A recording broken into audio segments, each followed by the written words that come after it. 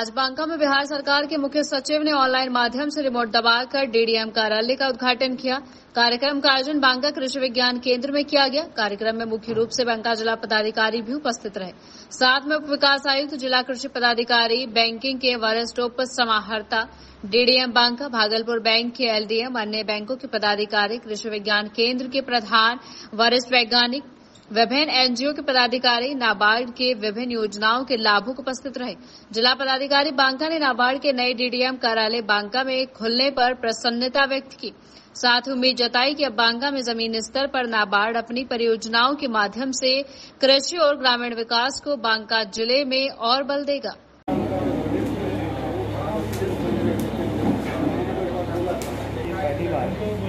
नाबार्ड के जो जिला विकास का डीडीएम का कार्यालय और यह किसानों के लिए किस तरह उपयोगी होगा हम बांका के लिए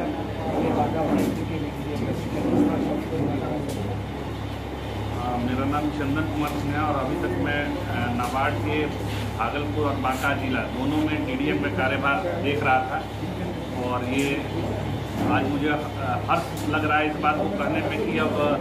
बांका जिले के लिए नाबार्ड ने एक अलग डीडीएम की नियुक्ति की है जो बांका के लिए एक्सक्लूसिव होंगे। और आज इस अवसर पर मुख्य सचिव बिहार सरकार द्वारा बांका में नए डीडीएम ऑफिस के खुलने का ऑनलाइन माध्यम से उद्घाटन किया और उसके साथ ही खगड़िया, अररिया और सुपौल जिले में भी 3 नए डीडीएम ऑफिस खुले। और यहाँ आज स्थानीय स्तर पर जिलाधिकारी महोदय श्री अंशु कुमार ने यहाँ कृषि विज्ञान केंद्र में सहभागिता की इस कार्यक्रम में और उनके साथ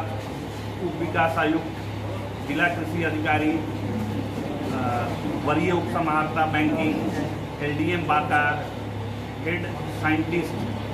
केवीके और डीडीएम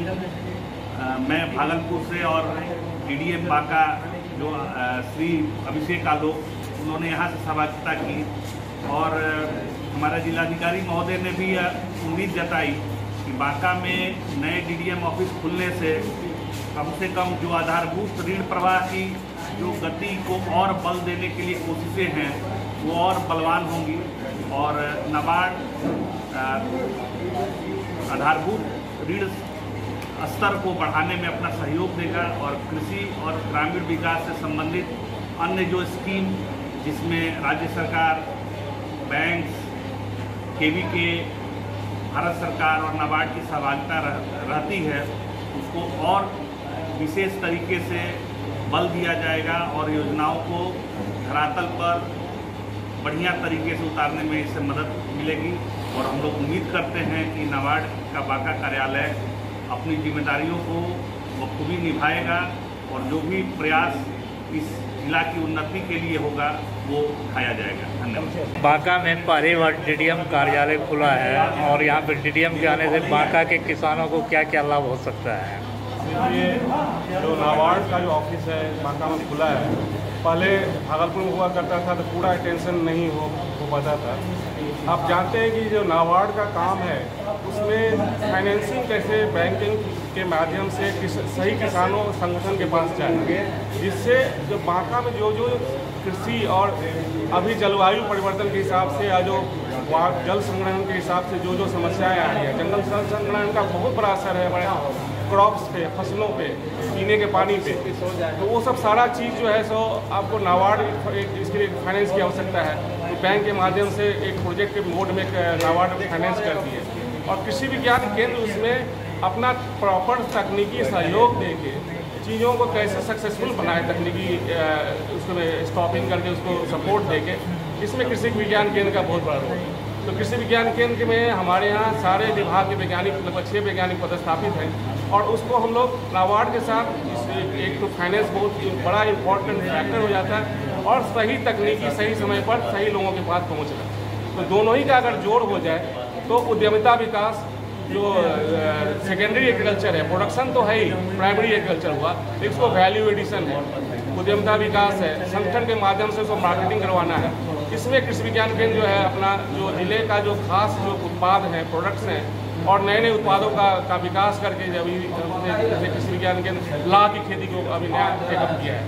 जो से फसल एक्स्ट्रा जो हमारे फॉरेस्ट से उत्पाद ला आ जाए और ट्रैवल को एक्स्ट्रा इनकम का जरिया बने, उसका लाभ से कैसे वैल्यू एडिशन हो, प्रोडक्शन बढ़े, ये सब सारा काम विभिन्न क्षेत्रों में पशुपालन हो या उद्यानिकी हो, उसको हम लोग एक उद्यमिता की तरफ कैसे ले जाएं, इसमें हम कृषि विज्ञान केंद्र नाबार्ड के साथ मिलके हम काम करेंगे आगे। और ये हमारे उज्जवल भविष्य कि किसानों के लिए जो है सरकार की ओर से कोई योजना है नाबार्ड या आपके कृषि विज्ञान केंद्र की ओर से? ये हमारा कृषि विज्ञान केंद्र योजना के तहत काम नहीं करती है, कृषि विभाग का काम है। हमारा जो भारत सरकार की तरफ से जो आती है, कुछ प्रोजेक्ट्स आते हैं, जैसे हमारा अभी जलवायु अनुकूल कृषि कार्यक्रम बिहार सरकार का एक प्रोजेक्ट चल रहा है। हमारा कुछ प्रोग्राम चलते हैं, जैसे एक ये भी प्रोग्राम चल रहा है कि आप पोषण वाटिका